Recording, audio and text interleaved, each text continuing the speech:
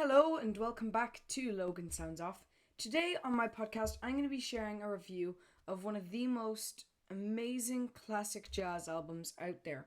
Obviously, on this podcast, if you've been following me for a long time, you know I've reviewed previous records by John Coltrane, including A Love Supreme.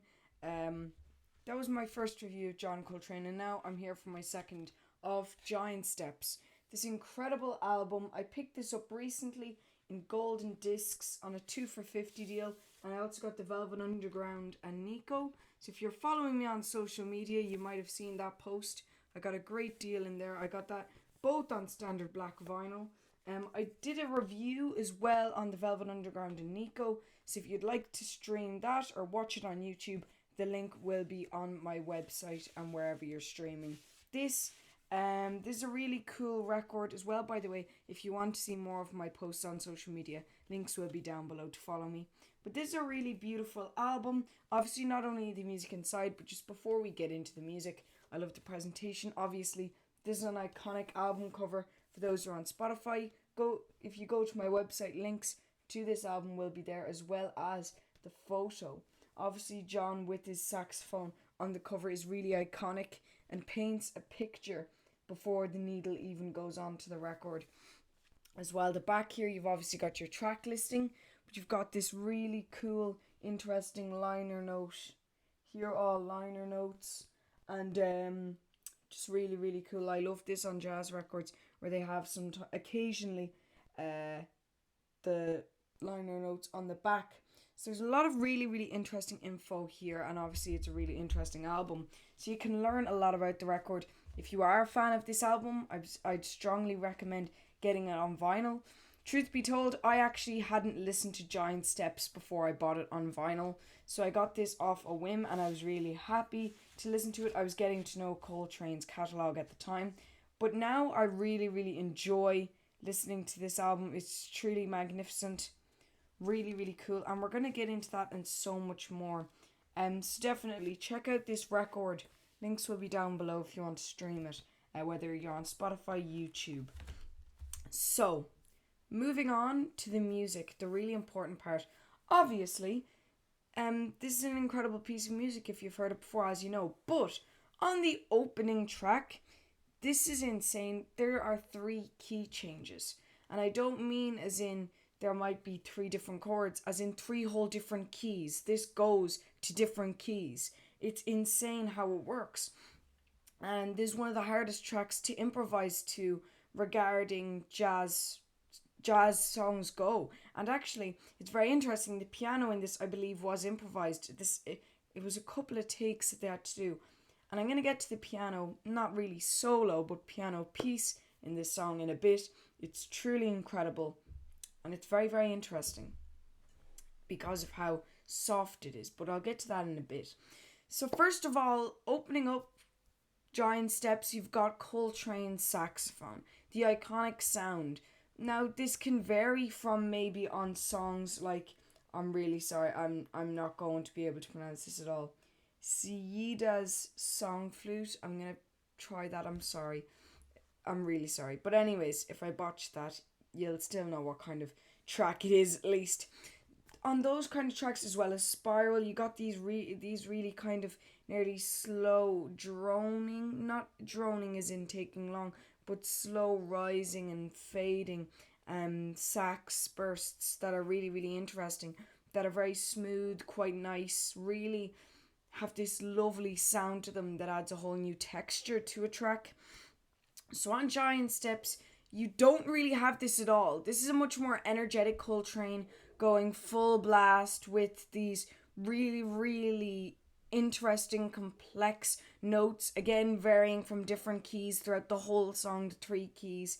And it's very, very interesting because this song does not just start up slowly and continue and move on. This just goes straight into the song immediately.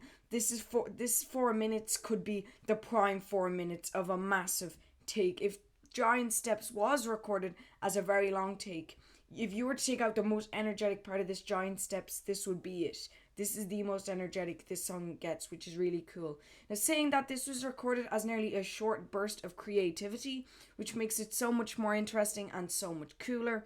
It's very, very interesting how this track works, and it's very, very cool that way. So moving on from Coltrane's incredible saxophone, which illuminates this whole track, it doesn't completely overshadow the other instruments, which is quite nice. You can see Coltrane clearly values the other players throughout this song, including obviously the incredible drums, which have throughout the album this incredible shuffling beat to it, which is really, really cool. But the sound of it, it knows when to be louder and more ominous, the drummer, and he knows when to kind of step back. It's really, really interesting. And I just realized that I actually haven't read out the personnel, so I must say the personnel now. John Coltrane, obviously tenor saxophone. Tommy Flanagan on the piano, yes. Paul Chambers on bass, and Art Taylor on the drums. So really, really cool personnel there, but obviously the drums are incredible on this particular track. Really, really cool energy. The insanely fast bass throughout this song, though, is quite interesting. If you listen to this, I know I'm a big fan of the bass. If you are too, listening to this track, it's incredible how fast the bass goes. But the one thing that I do want to zone in on, and I would love to speak a lot more of, is Tommy Flanagan's piano, not solo exactly, but piece. It's really, really cool, and it being improvised, it sounds fresh and new and really, really cool as well. It's kind of subtle, the different the keys that he's playing. He's not punching it. You can, obviously he's under pressure, but he's not so under pressure that he's nearly klutzy playing it. It sounds really, really cool and very soft and very calming. You can picture him knowing what he's doing, like improvising to this, which is really, really cool, and it adds this kind of comforting sense to it and just points out how great of a pianist he is. So also Giant Steps, this starts off with this incredible opening sequence of notes that is iconic to the ear if you're a jazz fan, and resolutes this way as well, which just makes the song so much more satisfying.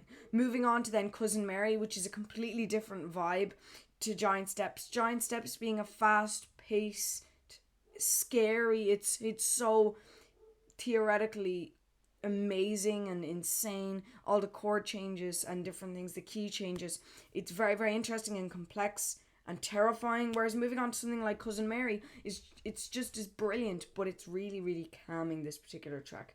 It has some really cool piano touches that flourish throughout the track and give it this incredible smooth, fun flow, which is really, really awesome, that pair well with the sax. And I think throughout the song, on Giant Steps, throughout all of the songs, it feels like John is playing the saxophone and trying to nearly match it up with a certain instrument or pair up with a certain instrument. I'm not saying that maybe if he was pairing up with the piano, it would be the exact same notes they're both playing, but they kind of move with each other, and I think that's really, really interesting.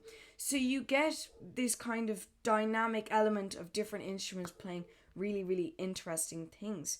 But at the same time, you've also got these beautiful kind of harmonies of different instruments as well, which I think is really, really cool. Now, as well as this on Cousin Mary, you don't just have this being explored throughout the song, you also have really cool drum fills and cymbals. And I find not just the cymbal playing on this album are very good, but the cymbals themselves are really, really cool and iconic.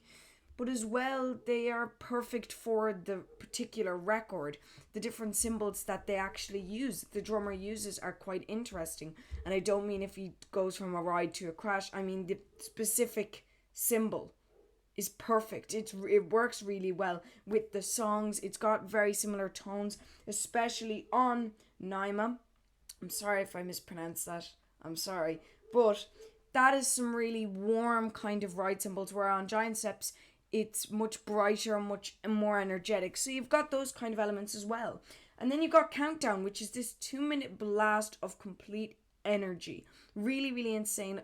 Kind of faster than Giant Steps and a lot more shocking to the ear after Cousin Mary, which is clocking nearly 6 minutes, whereas Countdown's much shorter, much more compressed into this beautiful burst of creativity, which is this fast-paced track with punchy piano and this fast saxophone moving in and out of the different instruments. Really, really interesting. And this bass and ominous cymbals, that crash throughout the whole song until you get this beautiful ominous finish where everything slows down and it gets really interesting, and this cool sound of it. It's just truly incredible. It's so hard to explain. If you haven't heard this track, I would definitely recommend Countdown as a standalone track. It's incredible. Then you move on to Spiral, which is the closing track of side A, and this is a really relaxed, kind of dreamy track. Really, really cool. And yet you can hear a slight tension and strain and stress on Coltrane's saxophone. And that's another thing, that John Coltrane obviously is one of the most incredible sax players ever. But the thing about Coltrane was that he could use the sax to portray his emotions. On A Love Supreme, with the life he was living at that time, the types of things that were going on in his life, he was able to compress that and put it onto a record as emotion via his saxophone.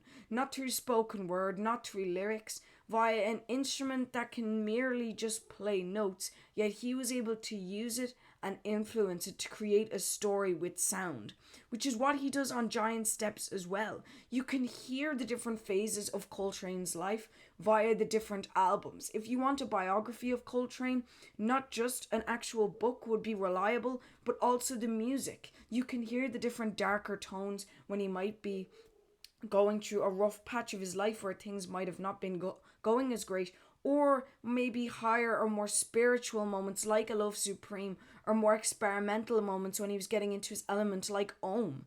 He has really, really interesting moments like this that are portrayed in his music, and I think that's also an element of why John Coltrane is one of the most famous saxophone players out there, because he can do something that nobody else can't to the same standard as him on any instrument. Nearly even using your voice, it'd be hard to portray the emotion of the saxophone that he uses. He's so emotionally developed in his music that that's what influences the music, and I think that's very, very interesting. Not just on a daily basis if he's feeling upset on one day and happy the other, but the general sound of his life at the time he uses to influence his music, which really just shows why Coltrane is as famous as he is. Then you've also got, again, I'm sorry about this pronunciation, Sieda's Song Flute. I love how quiet and subtle the piano is on this particular song in this track, and it's really, really cool, but also how prominent the bass line is. And I do want to say it was kind of nice to see on this track the bass lines were much louder and much more prominent, because the bass lines are truly magnificent on this record, and I don't think they are portrayed enough throughout some of the tracks. That's what I was thinking until I got to this, where you could really hear the bass lines. You got so much more developed. The piano became the flourishes that accompanied it. It wasn't playing with it. It was nearly like a layer behind the bass, which was really pushing for something. But then when it develops further, when you start to hear more of the bass line and the sax as well, you realize how amazing these drum shuffles are really cool too, and just really, really interesting and relaxing. It's very, very interesting. Now we're going on to one of my favorite tracks on the whole record. Again, mispronunciations, just give me a break. Naima, and this is a beautiful slow track, with Coltrane's sax being both slow and yet moving at the same time. It's moving not only as in the track keeps moving very interestingly, it keeps going, you get to see more emotions and tones introduced bit by bit throughout the song, but you also, it's moving just his saxophone emotionally is very interesting, with this amazing instrumental that backs it the whole time. It's beautiful, and it's really a touching moment on the record, and I would strongly recommend Naima as a song to listen to. Then Mr. PC, which you're nearly at 7 minutes now at this stage, and this particular track, which is closing off the entire album, is this beautiful kind of fast-paced finish. It doesn't end on a high, it doesn't end on a low. It ends that it slightly resolutes like Giant Steps did. You can see a cycle throughout this album, and I think that's very, very interesting. So Mr. PC is a great finish.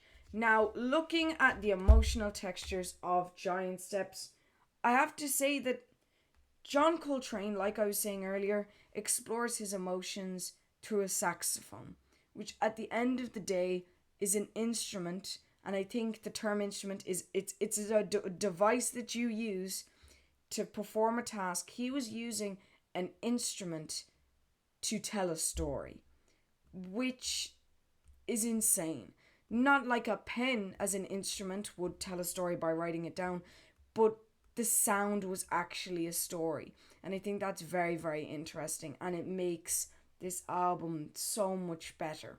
So when you use that context and you look at his discography, you explore the moods for a long time and discover more and explore more about Coltrane's catalogue.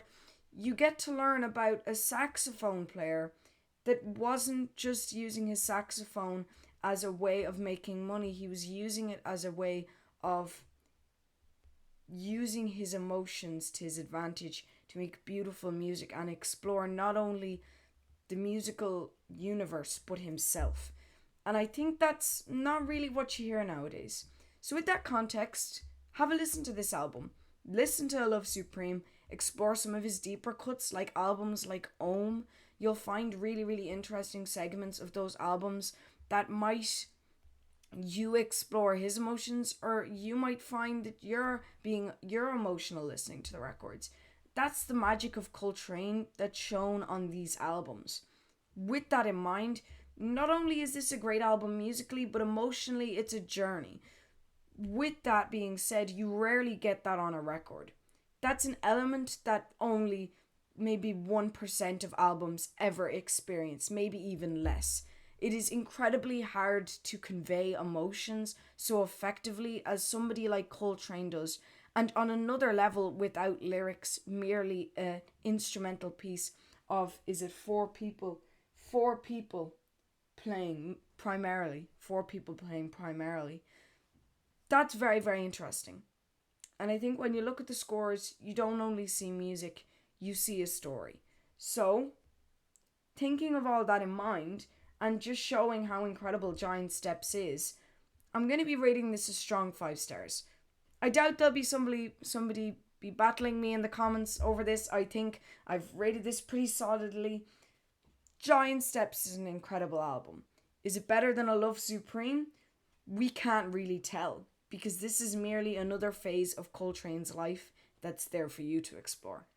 Thanks so much for watching. I'll see you in the next review.